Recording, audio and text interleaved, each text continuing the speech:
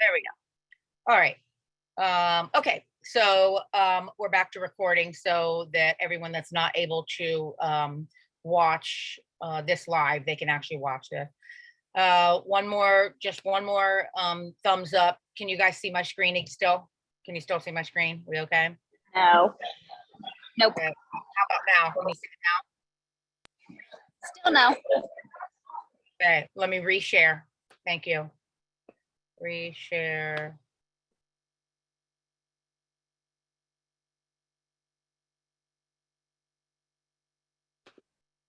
I don't know why it's asking questions with that. Okay, there we go. There's a drop down. Ooh, all right. Now you can see my share screen. Yep, got it. Okay.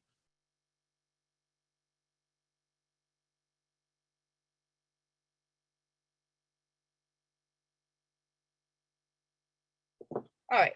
So USA Track and Field, athletes, prep workout, stretch routine, weekly plan. Month 1, prep for each event, what the scouting report is, the diet plan, and uniforms. So we got prep workouts.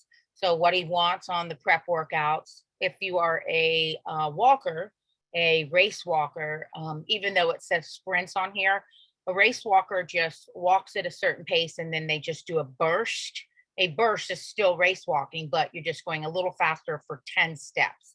So if it says to do any kind of a sprint or burst in here, race walkers, you are literally just doing bursts of walking. So sprinting athletes, he's got the sprinters run a mile at a brisk pace 3 times a week, sprint for 60 seconds, walk for 2 minutes for 3 rounds. You do that in that 1 mile. Am I correct? Am I reading that right? What? So run 1 mile 3 times a week plus, no, I'm not reading it right, plus sprint for 60 seconds, walk for 2 minutes for 3 sets of it. So that's 2 different things. Okay. I read it right that time. Okay. So it is not a combined thing. It's 2 separate things. Your 1 mile is just your warm up. Oh yeah, just the warm up. And then you're going to sprint for 60 seconds. Then you're going to walk for 2 minutes. And you're going to do that 3 times. And that's all you got to do. Yeah. Field athletes, you're going to walk for 30 minutes. Hold on. Let's talk about what that sprint actually is, because if you haven't done this kind of workout before, you might start out balls to the wall and you're going to make it about 12 seconds at that pace. And then you're going to peter out and like maybe go to like the slowest jog on the planet. And you're going to end up looking like a race walker when you try to do your sprint.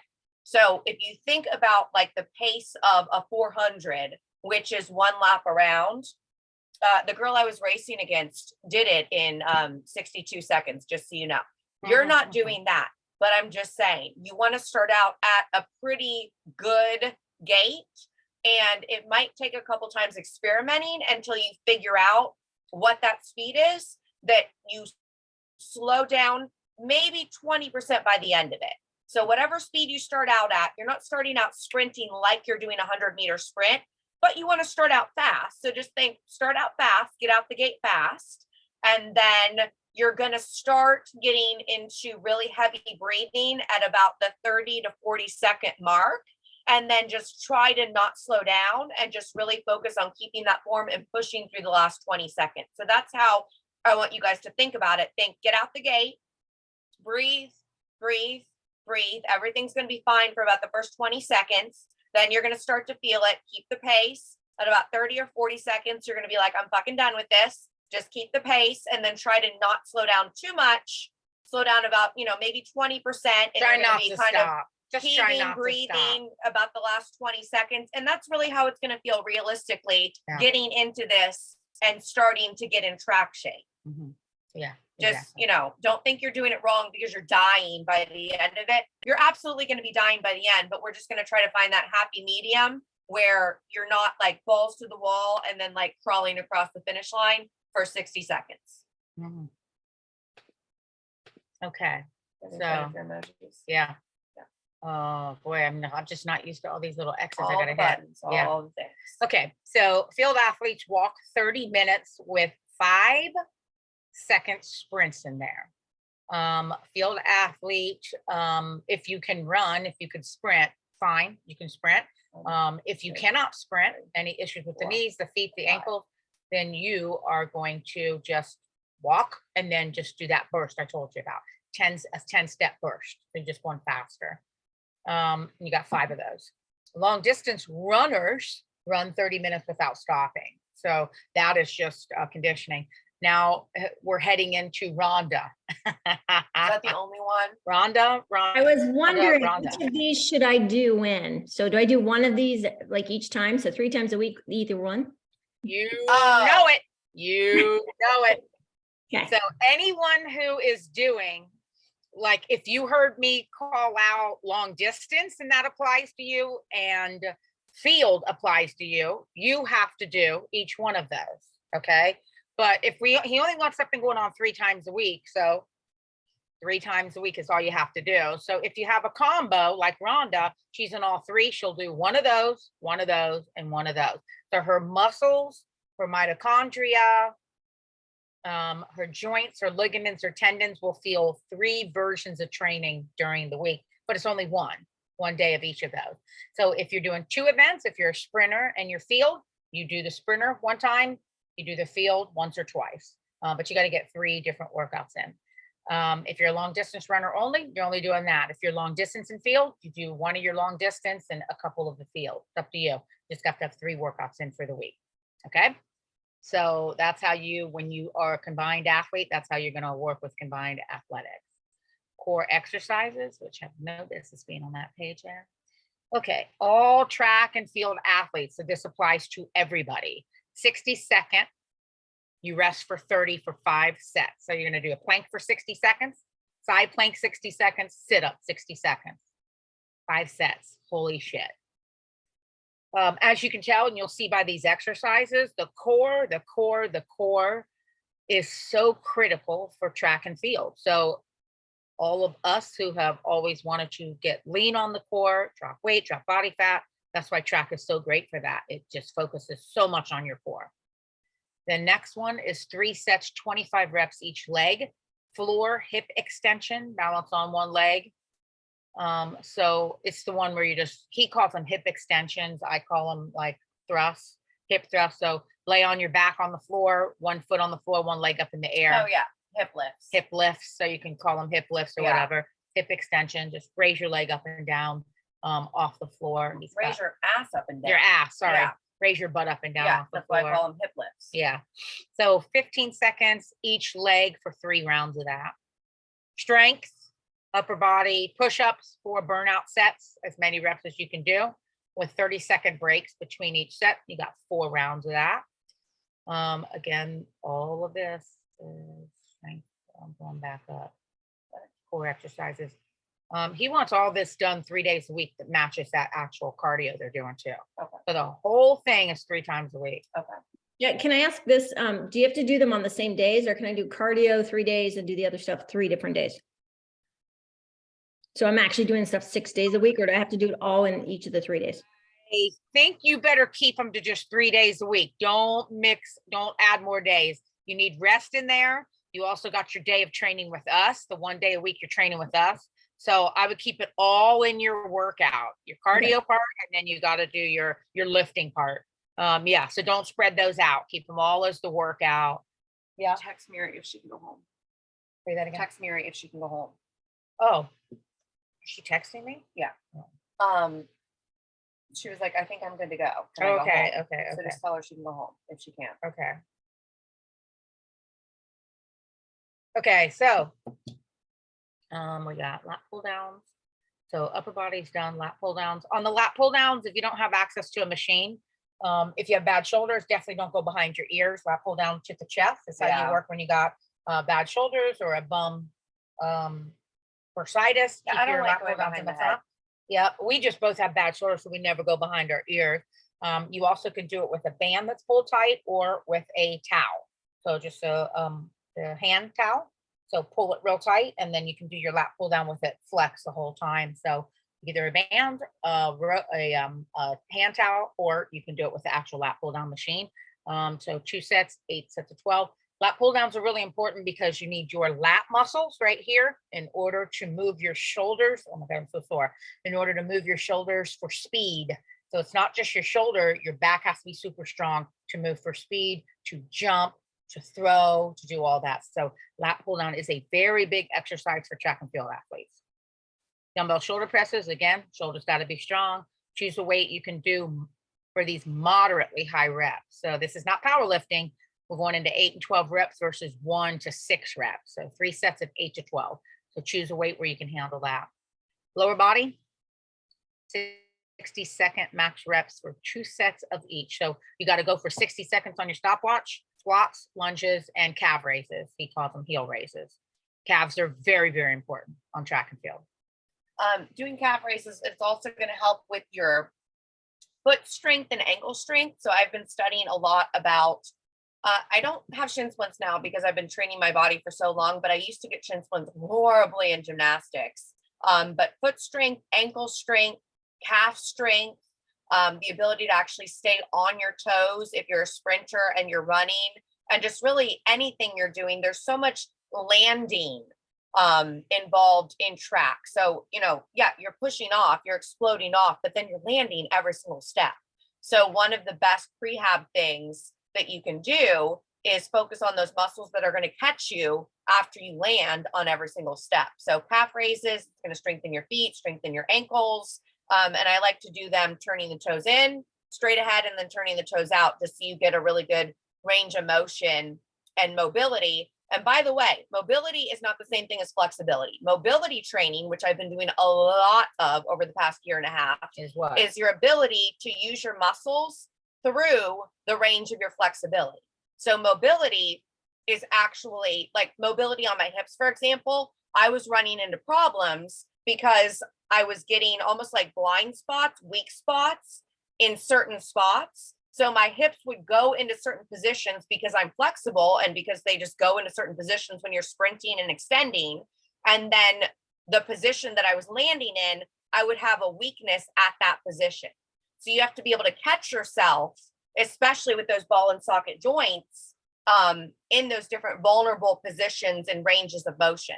So especially if you're flexible, you need to really work on those muscles that are helping sustain that movement. Otherwise, your flexibility can end up leading to injury because you have an extended range of motion and then your muscles aren't strong enough and aren't trained to actually support your body in that range of motion. So when we say mobility training, we're actually training your muscles to support the rest of your body and the action you're attempting to perform through the whole range of motion.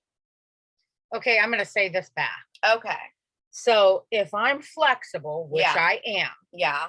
if my muscles are not totally strong, but I'm flexible, Yeah. and I go to do some a launch out of the block, and I have high flexibility but not high mobility, I have a higher chance of hurting my hip flexor or whatever because Hurting I'm something. so flexible. Hurting something because when you're stretching, that muscle is extending.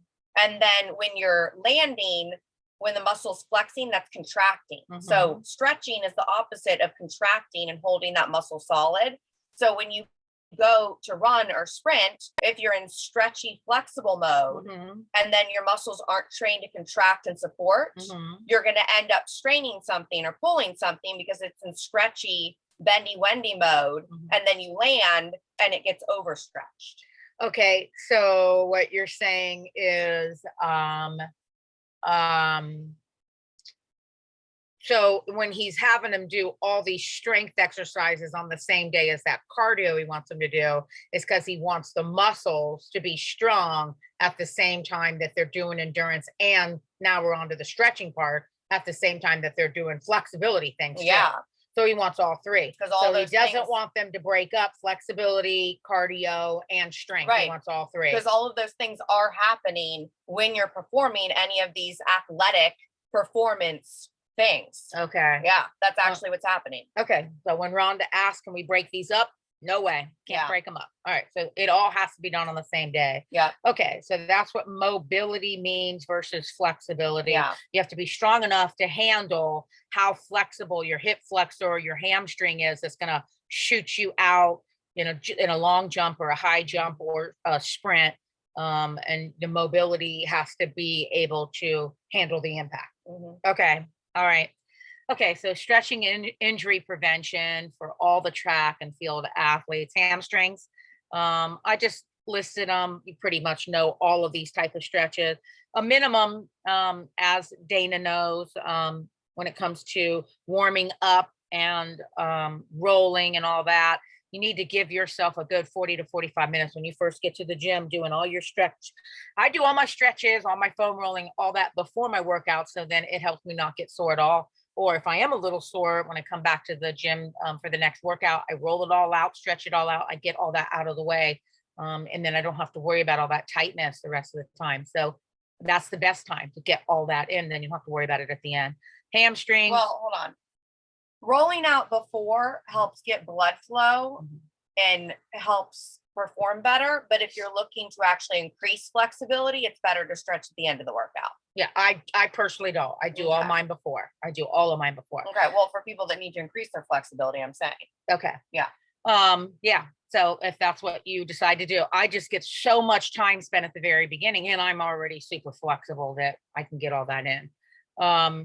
Plus it relaxes me, gets me in the right headspace before I go train real intense. Low back, make sure the lower back is stretched out really, really good. And also not a bunch of bouncing on your stretches, just static hold stretches. Achilles, getting your Achilles stretched out, which is critical. I think that's wrong. Put your foot on top. Oh no, that's not. Against the wall and pull knee into the wall, hold it for 30 seconds. Your calves, do not skip one of these little tiny muscles. They all support everything. Your shoulders, the foam roller. Talking about the foam roller there. Okay, that's it. So that's these 2 pages right here. I'm gonna see if I can get out of here and go to another thing, and I just need a thumbs up, but you can see my next thing. Let's see. This is too big here.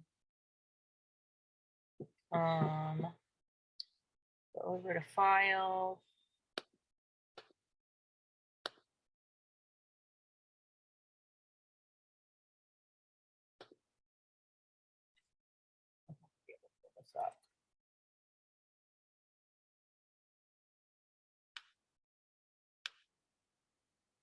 I may not be able to pull this up. We'll see.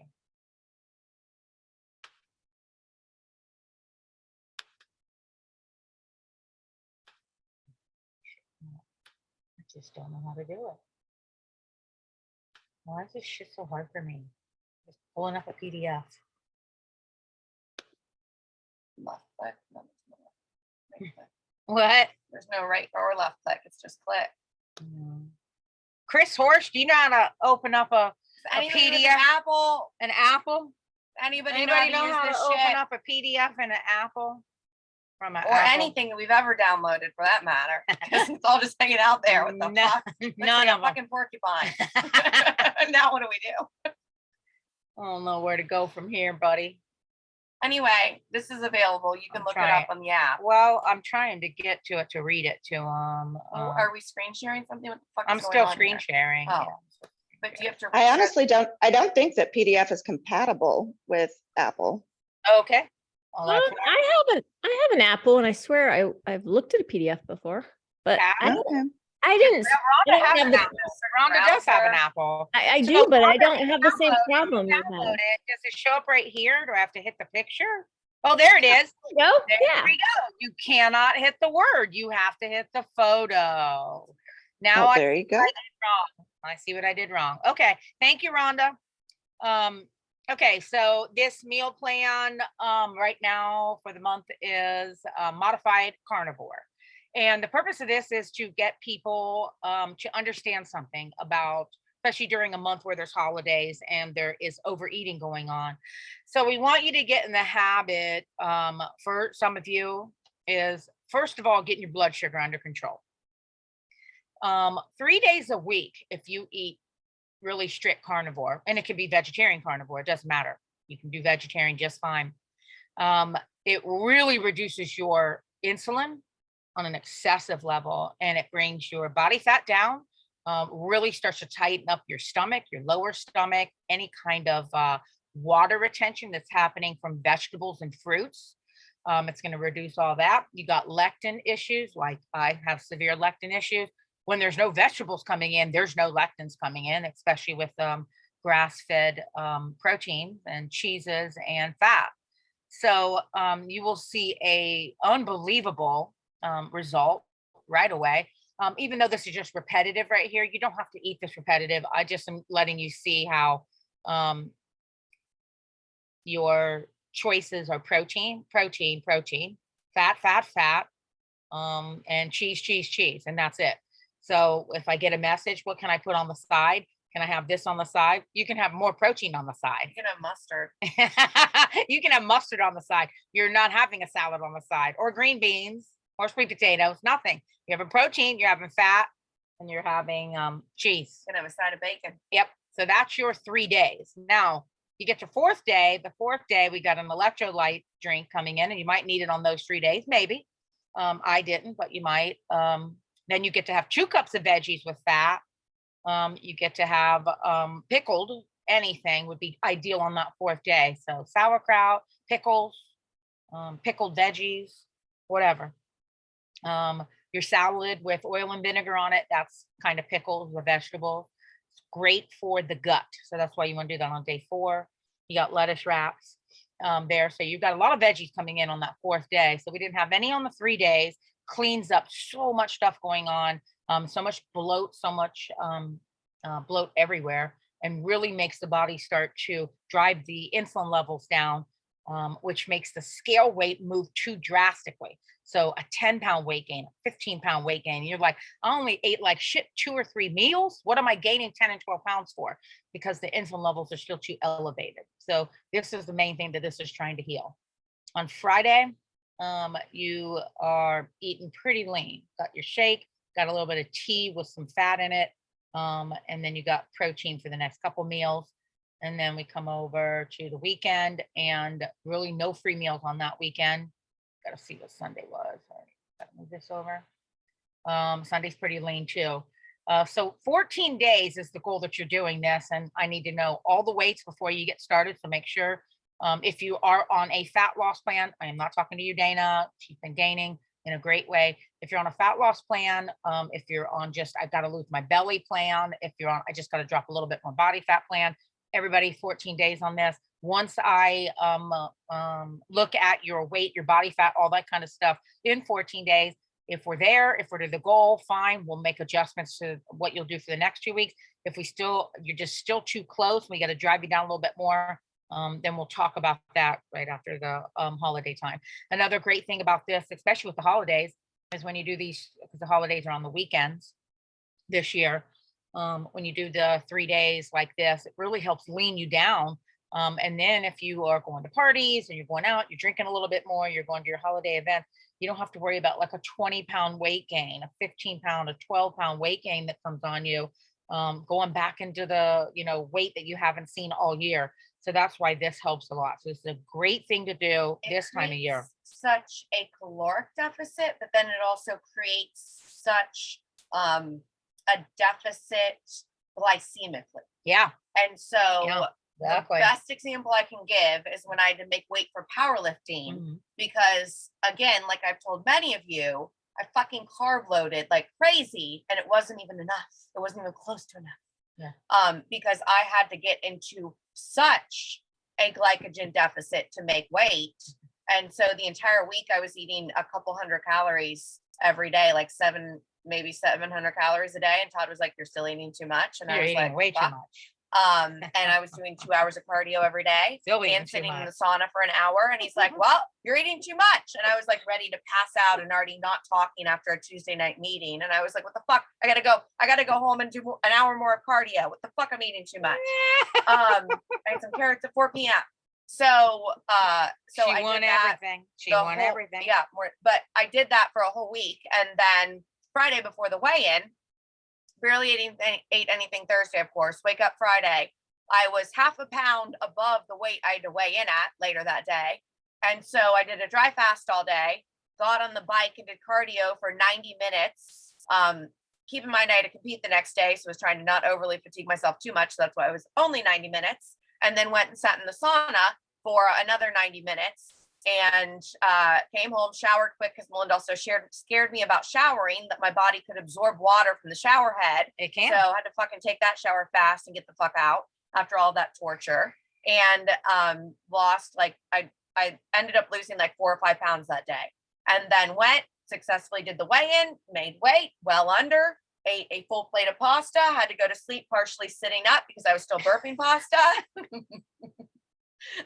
Woke up, ate like 3 ginormous muffins with full maple syrup that I made, and a protein shake that was still not enough. Went out, took pictures in the hallway where my abs were shredded as fuck. Great marketing materials. We're using that for everything, but I fucking carb loaded like crazy the night before and that morning. You can't see anything. I look skinny as shit. And that still wasn't enough. Had to eat carbs the entire rest of the day to get my national record for deadlifting by the end of the day, by like 6 p.m. So it just goes to show, and it was great to show me. It was not great to experience in the moment, let me tell you that. But it was great to show me how much of a deficit you can create in the body, and then not like you want to go through that torture to then binge at a holiday party. But when you do create a deficit, it really does cause you to not gain weight. Oh, And yeah. so we went out to dinner with Chris and Meg that night, and Diane and her whole family, we were all out at dinner, and I ate a burger with fries. Yeah. And then I No went gain. home and like probably ate some ice cream, and then I woke up and I had shredded as fuck abs still. Yeah. So Yeah. it's amazing when you actually get the body to that much of a deficit. Yeah. How, a couple meals, Yeah. some carbs, Yeah. you're still going to lose weight. You're Yeah. still just going to look more and more shredded. Your body's just rolling down the hill at that point. Yeah. So I'm not saying do that just for fun, but I'm saying It works. it was testing out the science to the extreme. Yeah. But it really is showing the scientific principle of creating that deficit, Yeah. both in calories and glycemically. Yeah. And that is, what we're doing with this Mhm. diet plan, Mhm. and what you want to, on a lesser scale, create throughout the holidays Mhm. to counterbalance to not gain weight. Yeah. So that really helped me learn a lot about my body. And what we're telling you to do here, and on a lesser level, what I just said Mhm. is what I do to not gain weight during the holidays. It's how I got my weight down a couple more pounds during track season. And when I'm ready to sprint again, I'll get it back down a couple more pounds. Mhm. But it really does work. And when you're controlling your glycemic index in that manner, Mhm. you're really not as hungry. Yeah. So it is the true only way to control hunger, because Mhm. hunger is coming from a spike in that insulin. From not actually having your glycogen levels under control Mhm. and having your body burning body fat. Burning body fat. Yeah. Yeah, exactly. So this is manipulating your insulin levels to And the glycogen and your stored glycogen level in your body, in your muscles. and depleting it down to the point where your body says, oh my God, break down that belly fat, break down that Mhm. visceral fat. So at one point on my Arbo scale, when I was close to 200 pounds, my visceral fat was 14, and I used a lot of this diet, drove my visceral fat down to an 8. So I know how much this diet plan works. It works so good. So partial carnivore, not 7 days a week carnivore. It gives you just enough. You deplete extreme, and then let you have a little bit of glycogen back with the vegetables. Puts that back in the system so you feel pumped again. But it's just a completely different energy form, and it'll feel weird when your body's converting and going into that energy form for the first 48 hours. But after that, you're like, oh my God, I'm not even hungry Then now. it feels really good. Feels really good. Yeah. No appetite. Your body is just pulverizing into your body fat. You are So, manipulating the stored glycogen and manipulating the body fat. yeah, exactly. Then when you put carbs back in any way, shape, or form, and all of a sudden your appetite is back with a vengeance, you see it's not because of this plan, it's because those carbs that you put in triggered your blood sugar. So you need to get awareness of this. So, wow, okay, when I eat like this, my blood sugar goes through the roof. I'm fucking hungry again all the time. You got to get a stranglehold around that. So you always know, like, I can't mess around, can't be in the house, can't be around it. If I eat something bad, I eat it out. I don't bring it home with me. And then I got to get back on that carnivore because if you fall off, once your body gets used to the carnivore, if you fall off for 2 or 3 days and you get right back on it, then it starts to go, I like this better. And it starts to want it. And then it'll start to demand you eat that way as more of a lifestyle. So what this is teaching you is how to keep bloat, water retention, water gains, and excess appetite way, way, way down. So this is a really, really awesome athlete meal plan. All right, I'm done with that. So let me get out of this guy now. And my third place I was going. Let's see where my third place was. Okay, meal plan.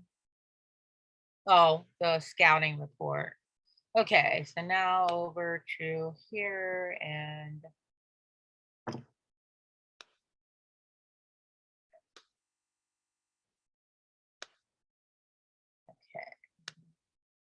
this. All this shit is in my way.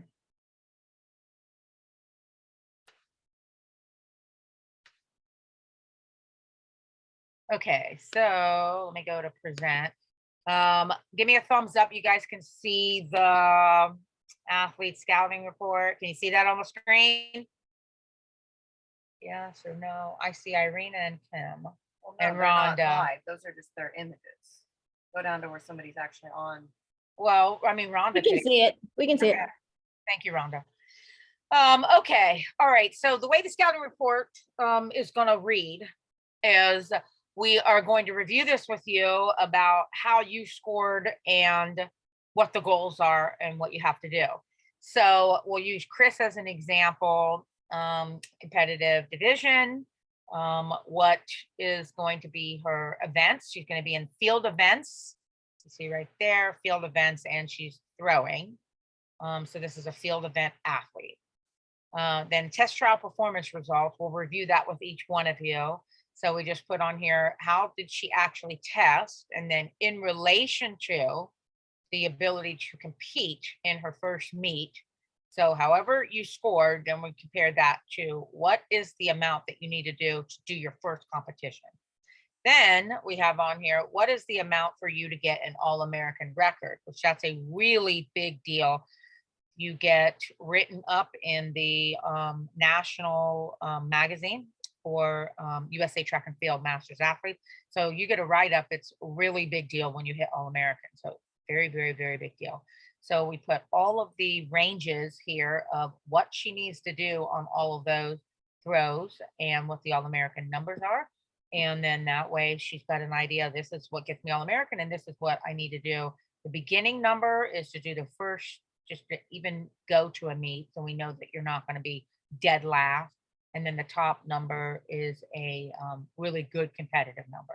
So we'll have those numbers on each one of you. Then the next thing, I gotta plug my thing in.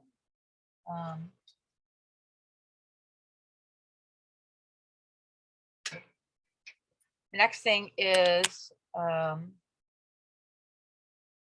competition goals. So the way competition goals, we are explaining here on competition goals about, I hit something I wasn't supposed to hit. There we go. There we go. So once starting levels of distances are reached, you can start competing in regional meets. So the starting level. So if you look here, if we just say, for example, shot put 7 meters to 10. So you got to reach 7 meters before it's even considered to do a regional event. So you will be in development. Some people will be able to do 1 event, some people will be able to do 2, and you'll be in development for 1 or 2 other ones. So you don't have to have every single one of your events ready before you can compete. You can compete in just 1. Do 1 competition or 1 event in a meet. Next one can place for the team in points. First to 6th place. First to 6th place gets the highest points for the team. And that's also obviously 1st through 3rd is gold, silver, or bronze. And then you start getting ribbons starting in the 4th place. But when it comes to team points, 1st to 6th place medal or ribbon, you get a medal or ribbon in 1st to 8th place, but you get points for the amp up team in 1st to 6th place. Phase 3, so that's phase 2 competition goals. Phase 3 is All-American goals. So you don't focus on All-American right from the start. You first get to that first level of being able to compete. Then you go for your second level higher, and then you've got All-American. So USA Track and Field All-American status, National Magazine rankings. So that's what that is. Then over here, there's a thing in pro sports called a 1-star, 2-star, 3-star, 4-star, a 5-star athlete. So these are the rankings when it comes to USA Track and Field. So it's a national and world ranking athlete level. So if you've done your first competition, you're considered a 1-star athlete. You've done a competition and you place 4th to 8th, you are now a 2-star athlete. You've done USA Track and Field regional medalist in 1st to 3rd place, you're a 3-star athlete. Once you get USA Track and Field All-American, you're considered a 4-star athlete. This is national and world ranking. And USA Track and Field national medalist plus a world ranking is a 5-star athlete. So this is the chart you want to be climbing on. Then we got the athlete contact info down below. So we know we've got contact info for you guys. Then at the very top here, gotta move this out of the way again. Hold on. Wait.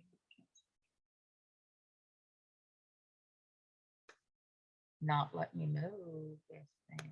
Okay. So athlete development, focused areas of improvement for field athletes. Then it says what has to happen. So body fat composition to compete. You will have to get your body fat test done at a professional, that is at a sports medicine facility. So Oh. she has a location Yeah, that you right can get down it the done. street. We have a connection. I gotta get the prices on for everybody. Yep, exactly. So he wants a DEXA scan. Yeah, they have that right there. Or he wants to go down to OSU in the dunk tank. So we'll find out which way he wants, maybe DEXA scan, then maybe before nationals or something doing the OSU dunk tanks. Anyway, 16 to 18% body fat for women and 10 to 12% for men. Strength, explosive strength developed, focused areas including your big toes, ankles, shoulder muscles, glute muscles, hips, Achilles, and abs. Conditioning, got to be able to do 10 by 10, 10 times 10 to 20 meter speed walk, jog, sprints with 30 to second rest in between. Flexibility of the Achilles, hamstrings, low back, quads are the areas of focus. Sports nutrition, specific diet to eat, which I just went over. Also, he's going to be making, he's been working with one of his classmates from Harvard, and they have been working on together for compounding pharmacy in Boston tied to Harvard Medical, a classmate of Todd's that can formulate and produce ATP support supplements and lactic acid buffer supplements that are necessary for training and competition. So that'll be something that'll be great for our competitive advantage as masters athletes. Joints and core, specific strengthening, already went over that. Sport specific skills, form, phases, posture, your approach, your breathing, and your release points. All that has to be learned and processed and used when you compete. And all that's just for field training. Development program details. We will film each practice and post to our Amp Up Sports YouTube channel. Practices will be held 3 times a month. 1 2-hour practice is live at an indoor training facility during the cold months, December, January, February. Hopefully March won't be that cold. Then they'll be held at a track during March through the summer, through July. The live session will be the 2nd Sunday each month. And then the next 2, the 3rd Sunday and the 4th Sunday will be the Zoom session. If you want to come here and do the Zoom sessions with us, they'll be here. We'll be filming from here. Or you can just do them from wherever you are. So the first Sunday of the month, we're off. 2 90-minute Zoom practices will be held 3rd and 4th Sunday each month. The practices will all be 9:45 to 11:45 a.m. 2 practices held on Zoom. Will have their own Zoom login. We will put in the Amp Up app, so you always have access to the login. If you are local, you can attend those live at the AMP Up training facility or do them from home. Athlete meal plan, stretch, flexibility, mobility on the app subscription is included in your $119 a month. So this is $119 a month to do this. And I've already loaded both of those things. Uniforms, we have to finish finding out about team uniforms and if we can get any kind of discount on them. I'm still waiting on a response. But he has chosen what he wants the practice uniform to be, and you have to be in that at every practice. So whatever he chooses, those uniforms, you got to order your uniforms or however we do it. If we end up having to have you guys pay for it, it comes in here, we get the USA track and field, and then we get some kind of AMP Up patch that we add to it for you. But that's training uniform. So we always look like a team everywhere we go. And that's a really big thing on some of these places that we are trying to get into, some of these different universities. They got to see that we're a team and everyone's dressed the same. Then when it comes to competition uniforms, hold on, let me move this again. Competition uniforms, they're sweet as can be. So he has those chosen as well.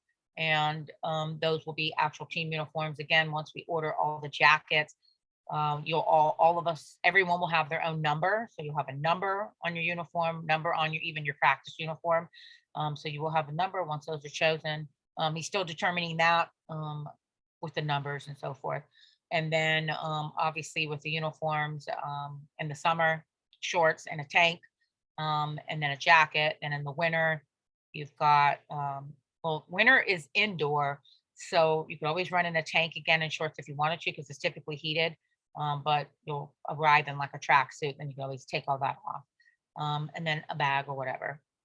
And then the purpose, Team AMP Up's purpose, just to go over that once again, proving it's never too late. That's the biggest thing that we have a massive attitude about. Prove what's possible and transforming yourself. Major side benefit of the development program and competition is you'll look and perform your best ever. You'll lose the weight you want to lose, the body fat, build more lean muscle. Every year that you compete, you should be looking better and better, getting smarter and smarter. Your muscles are just performing like an athlete better than ever. You'll be the most confident ever when you combine your age plus life experience with athletic success. So that's what our whole mantra is. All right, so done with that.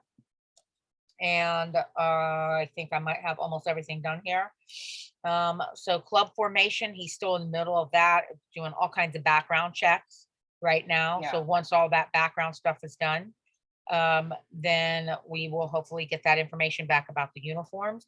If we don't have the uniforms, we're not going to have the uniforms by the practice this Sunday. It's most likely going to be all black. Everybody's got to be in all black. You So tell black me it shirts was this Sunday. this Sunday. It was always the 11th. It's going to most likely be all black. Black shirt, black shorts, black pants, whatever, but it's got to be black. First practice location, I have to post that on the app. He knows it, but I got to get a confirmation because I gave him another couple to look at that we went and looked at that are pretty cool. So indoors, you must dress for the temperatures. Just because something is indoors, like the gym that we work out of, it's freezing in there. So I was so fucking cold, I could barely bench the other day. I had to get so hot before I could actually bench. So a big thing about cold weather training is you have to warm up. Make sure you dress in layers, multiple layers. You got to get super hot. You know when your body's ready to go and it can push good. And then you can take a layer off, but definitely dress in multiple layers that can be taken off because the way to get injured when it's cold is you're cold. You are not warmed up. You can't take off. You can't launch. You can't lift heavy. You can't do shit right. You can't throw good. So definitely, even if something's indoors, most of those indoor places, if it's a big soccer place or whatever, it's chilly as shit in there. So make sure that you have multiple layers. Okay, I went over everything.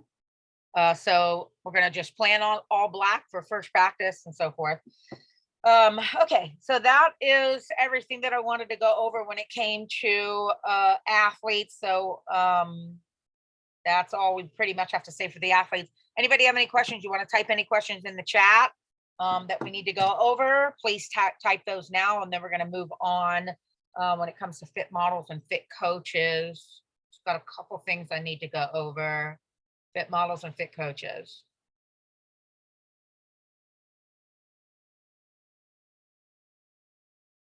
Okay. Question on the workouts. Rhonda's got a question on the workouts. What would that be, please? 5 sets of planks, side planks. 5 is an odd number. Sorry. It's half How of do 10. you do the side plank? It's half of 10. How do you do the side plank? Is it 30 seconds?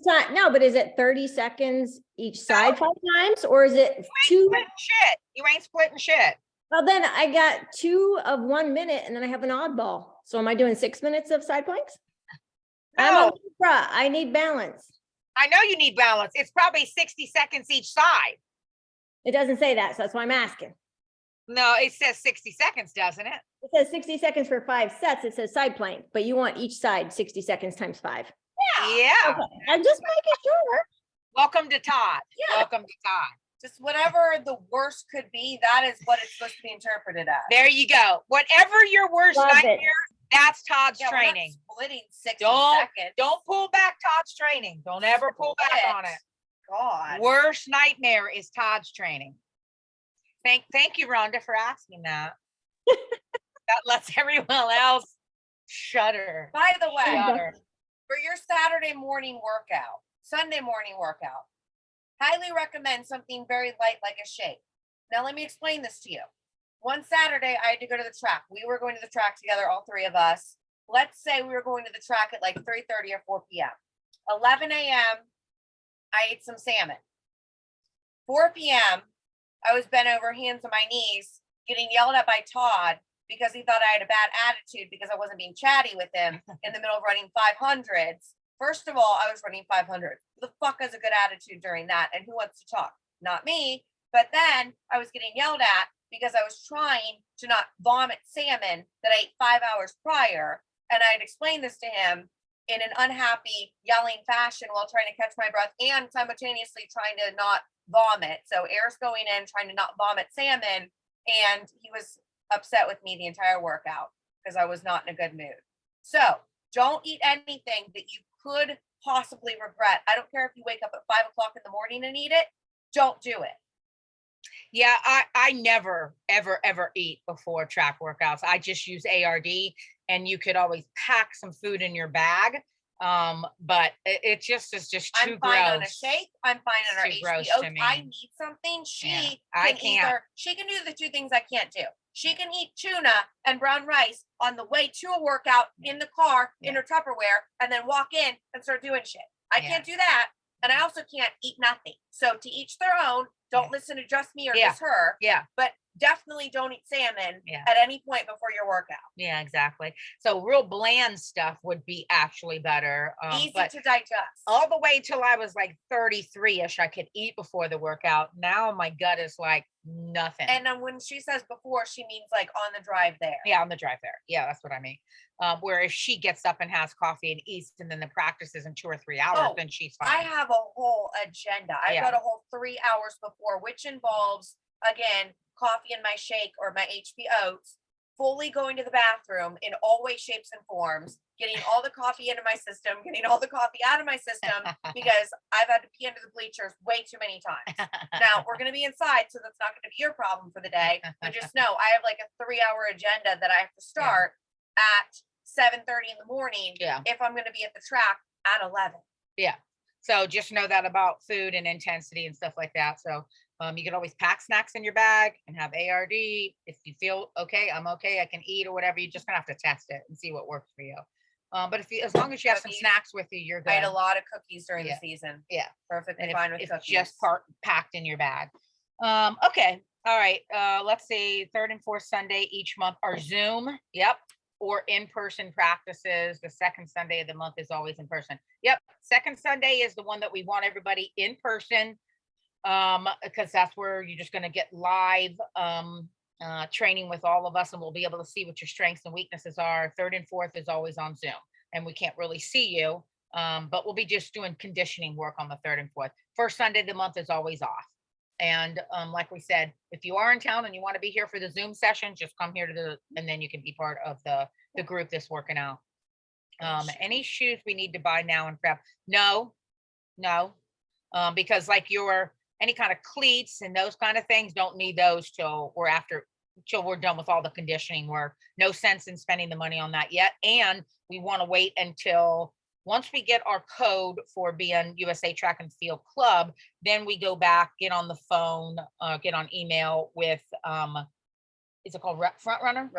Roadrunner. We get back in cahoots with Roadrunner, and then they give us a code, and that code goes to all of you. And now you get a discount online, or if you go live, for your cleats, for any shoes, for All your the inserts, socks, everything. So they're going to give a big discount to our whole team. So don't waste any money on that yet. When it comes to all this conditioning stuff, just make sure it's your tennis shoes, that you're comfortable in. Yeah. That's all you need.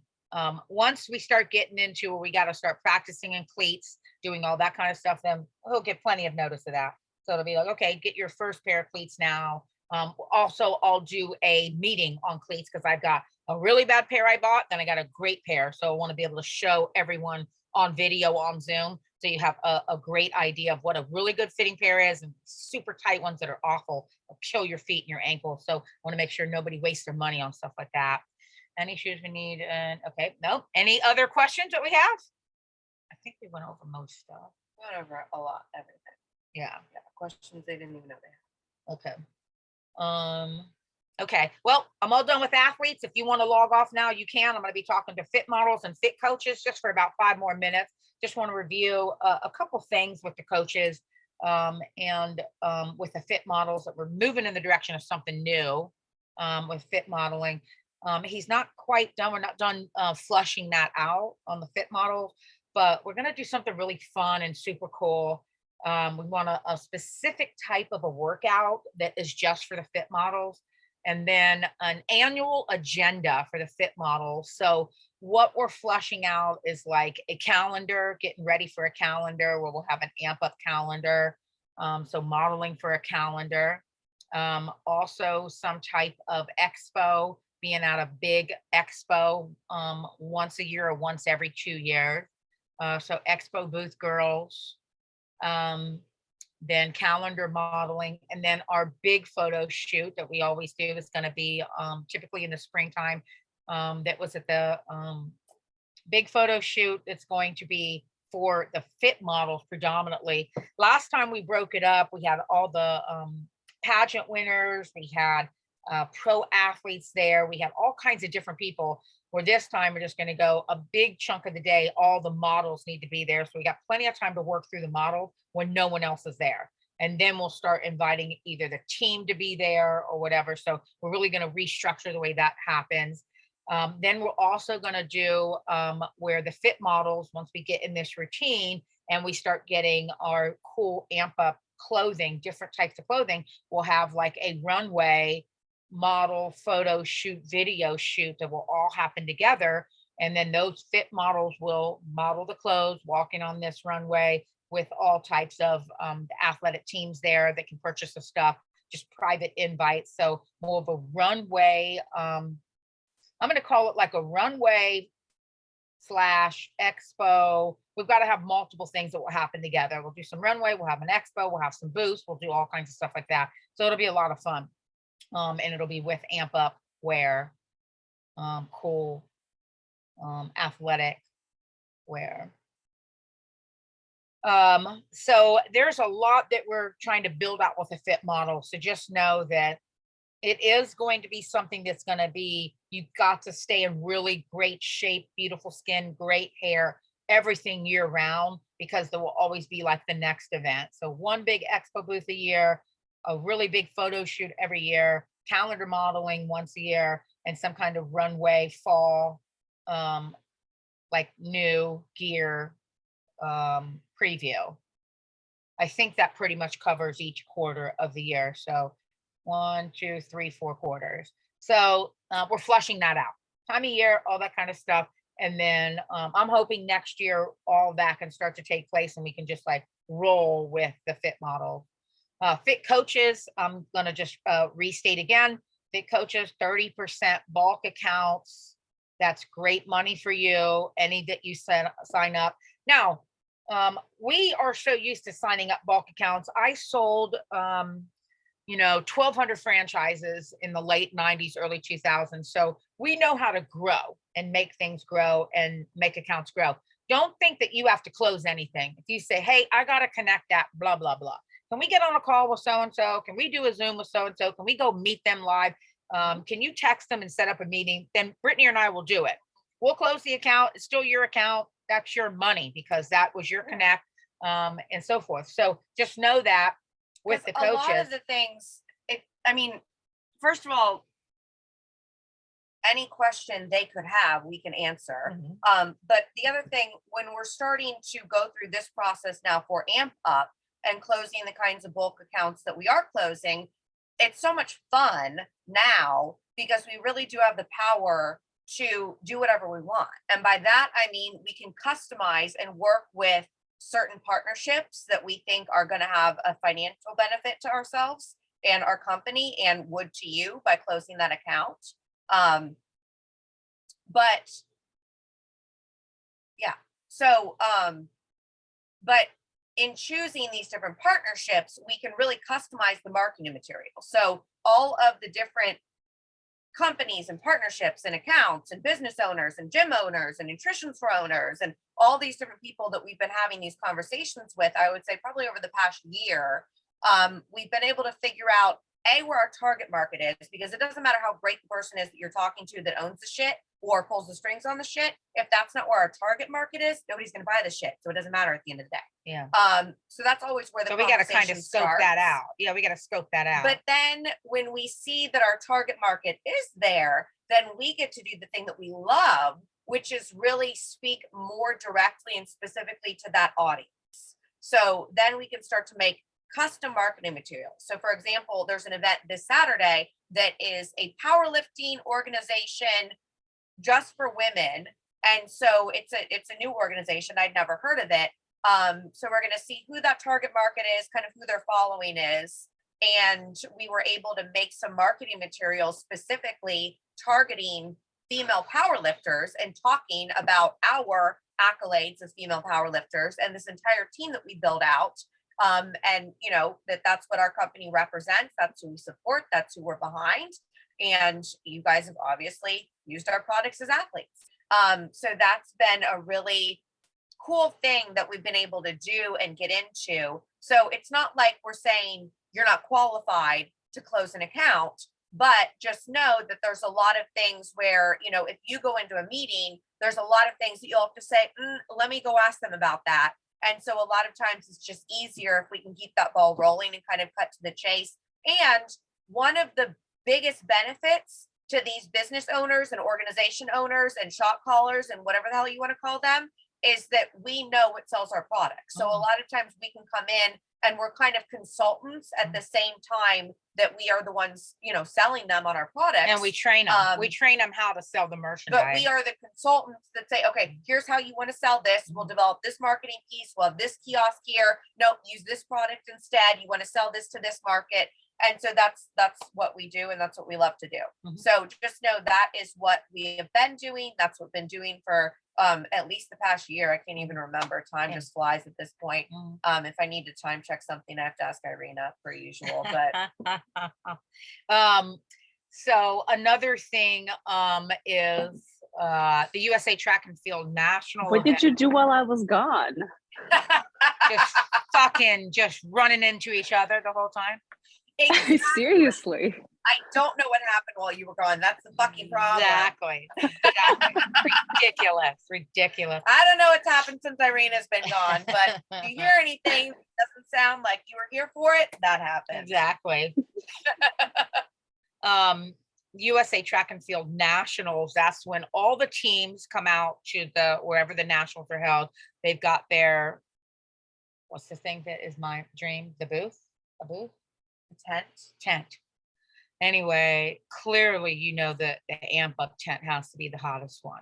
So, really, our tent has to be all the tents there. A food truck there, and she wants a motor home that has air conditioning in it for massages and nap time. And she wants a tent. And I want the tent. We're going to start with the tent. We're going to begin with the tent, and I want a team massage therapist with their table there. So if it's Michelle, if it's Chuck, I don't care who the fuck it is, but has to be cool as shit. And we're gonna have cookies and all and our cookies products. and shakes and being able to make shakes and all that. So we want to have the coolest tent there with the hottest people and having the most fun. And there's a lot of men there. It a is lot of NFL over than players, 50% a lot of men. retired, a lot I of don't want retired to pro say athletes. I don't want to say majority men, but it's There's a over lot. 50% men, A lot. and they like pretty girls. Yeah. So it's going to be fun. And the Nationals this year is North Carolina, I'm pretty sure. I think so. So that's fun. Nice, Yeah. fun place. Worlds is Sweden. So another reason we want to be part of this is because we want to be able to travel as a team to these awesome places. So that is just so cool. And if your team gets high enough, there is potential for USA Track and Field to endorse us with the world uniform, not having to pay for that. Some money towards our travel. If you get high enough on world rankings for the United States of America against other competitors, then they start to say, we'll pay for your room and board, we'll pay for your ticket. So there's a lot of amazing opportunities with it. So there's so much good shit that's going to happen. So Yes, fun. and then That's Dana what can we give a spray fuck tan about. all of us. What'd you just say? Dana's gonna spray tan all of us. Dana's gonna spray tan all of us. Spray tan. Dana has the ability to do that. Dana, you have the ability to do that? I don't know how she Talk to can do us it. about that. Talk to us about that. I have a spray tan machine. I literally like made the money back within a week of having it. That's why your tan looks so good when you come to model. I'm like, how does her skin look so pretty with tanning? Yeah, spray tan. This whole time it's been spray tan. You look so good at the last photo shoot. Your skin looks impeccable. That's spray tan? Okay. Well, Spray tan and makeup. oh boy. Okay. I'm glad you just promoted that. We needed to know that. That's wonderful. Well, that also, you'll be going to all the photo shoots as well with us. So we just got to work out whatever kind of price, deal, whatever with you. And that's wonderful. Thank you for saying that, Dana.